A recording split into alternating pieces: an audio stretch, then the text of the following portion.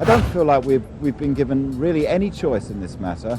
I think if you had a referendum tomorrow, Tony Blair would have no choice but to cool off. Damon Albarn, headman of Gorillaz and Blur, has always been outwardly political. The agreement lays out a framework for the withdrawal of American forces in Iraq, a withdrawal that is possible because of the success of the surge. جنوده وجنود الولايات المتحدة والمدنيين فإننا نقترب كثيرا من هذه النهاية. شكرا جزيلا.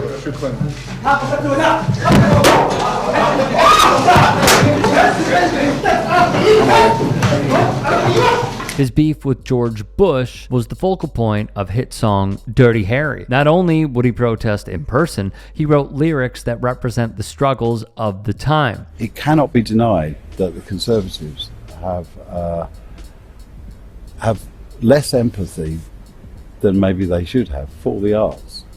No, it doesn't seem to be as important. Look what's happening in schools. Look at the way our art classes, music classes are being sidelined for more digital-based education. It's so important to keep the arts vibrant, you know?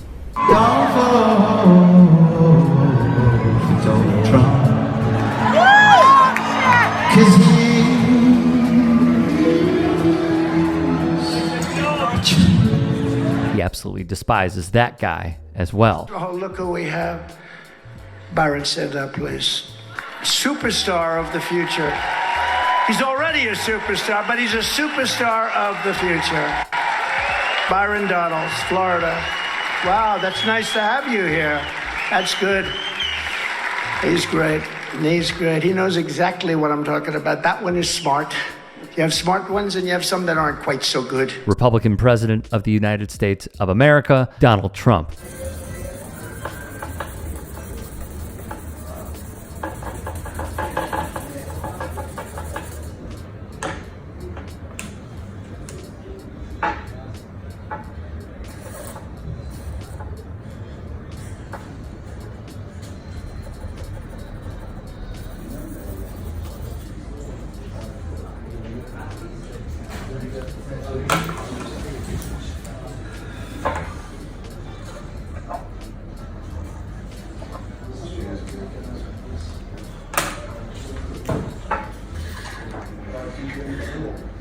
Push for time now, Dave. Hey? Push for time. Okay. Albarn even draws cartoons of the man. It's such a simple concept, right? National sovereignty. What is there really to debate? Why are we referring to this as xenophobia or racism or sexism or whatever, isms that the left likes to come up with? And here's what's interesting. When I decided to name my movement Brexit, there were actually other undertones that I found to be very synonymous with what you were doing over with the Brexit Party. Because what I thought the Black community was suffering from first and foremost was a lack of self-confidence, right? Thinking that you needed the government, you needed more government in order to make things work. And I said to myself, what's happened to our community, right? Why can't we get up on our own 2 feet? Why can't we be independent? Why are we asking for more government? Look at our communities. Our communities aren't doing well. Why are we pretending that we're happy under the structure? And He also called out the bad faith actors that ran and supported Brexit, like Candace Owens and Nigel Farage. Brexit's been a disaster for younger musicians because in the old days, and when I mean the old days, I mean pre-Brexit, you could be a young band and you could kind of go over to Europe and play bottom of the bill in festivals and sort of camp, and you wouldn't be paid hardly anything, but your experience would be life-changing. Whether you went on in the future to do bigger and better things, it doesn't matter. That's kind of sort of like a solid foundation for the rest of your life. And that kind of creativity has been very much curtailed for people on this island because it's expensive now to go over there. It's not straightforward. You have to pay, for visas and all that stuff that weren't necessary. It's a travesty.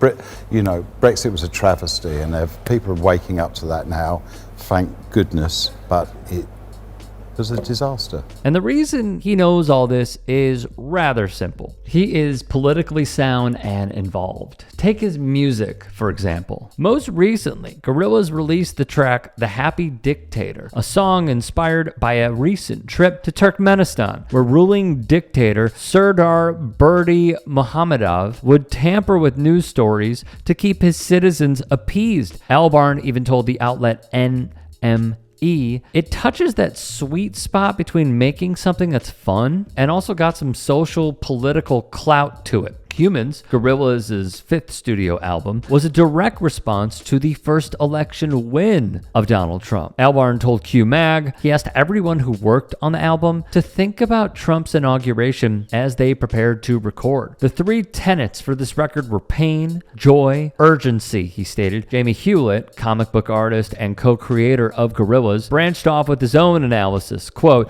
"It's not a statement about Trump, but rather the album reflects on the world in which he could get elected." I side with both, actually, though it is notable the beginning of Hallelujah Money is designed to be interpreted as Trump Tower. Demon Days, the group's second album, was released in May 2005 and presented the disillusionment of the ongoing Iraq War and George W. Bush's disastrous presidency as an end-of-days concept album complete with Dawn of the Dead samples. Plastic Beach, their third studio album, was described by Albarn to Wired magazine as such, quote, "If you meditate on plastic or the sea, I think all the songs kind of fit into that in one way or another. And then when we kind of developed it and situated the new Gorillaz base at Point Nemo, the most remote island on Earth, and alluded to the fact that the plastic detritus in the Pacific Ocean had all collected. It's gentle. It has environmental thoughts scattered and peppered around every bit of this record.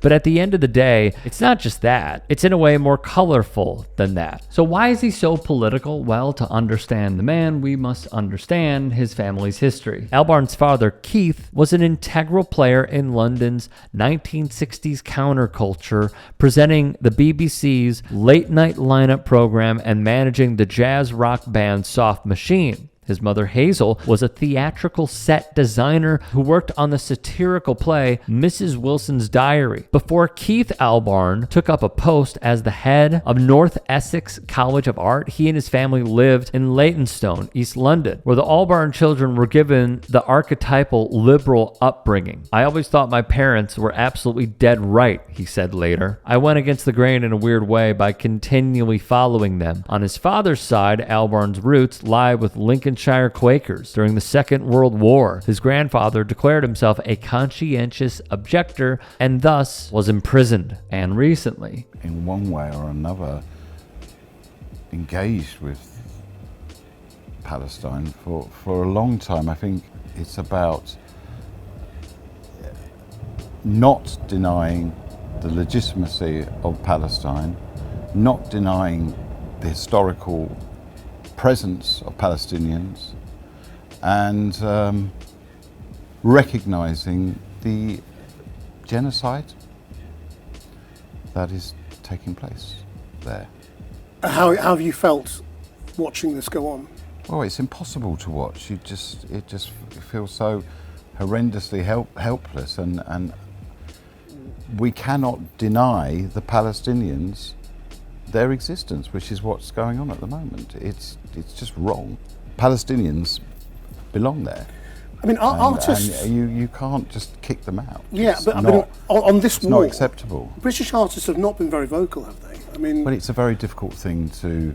I mean, even talking about it now, I feel emotional, and I don't want to say the wrong thing. You know, I want to be absolutely clear, because I mean, ultimately, I come from a family of pacifists, and my inclination is towards the more pluralistic approach to things. But on this occasion, I recognise that in a way is problematic for the Palestinians, and I'm with the Palestinians.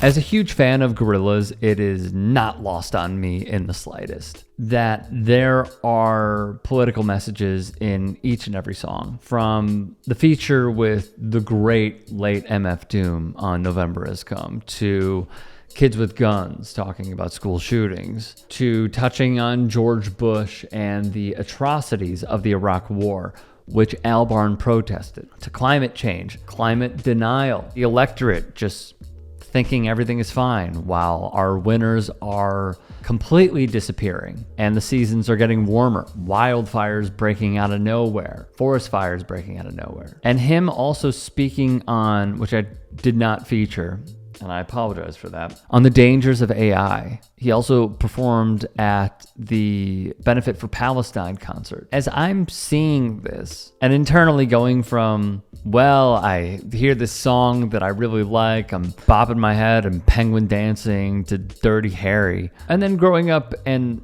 realizing what he is meaning by all of this, it makes me that much bigger of a fan, and I am really glad that I got to see them at Coachella a few years ago, though I must say the crowd was mid. And that's not a knock on Coachella. A lot of people were waiting for a headliner, and Gorillaz was before them. But just as a fan who really appreciates Damon Albarn, like I really, really, really do. And seeing how he gave a quote at one point about Blur and how he felt like he couldn't express himself politically because some of his bandmates disagreed with him. And now to go to this is just beautiful, honestly, and I remain a fan forever and ever.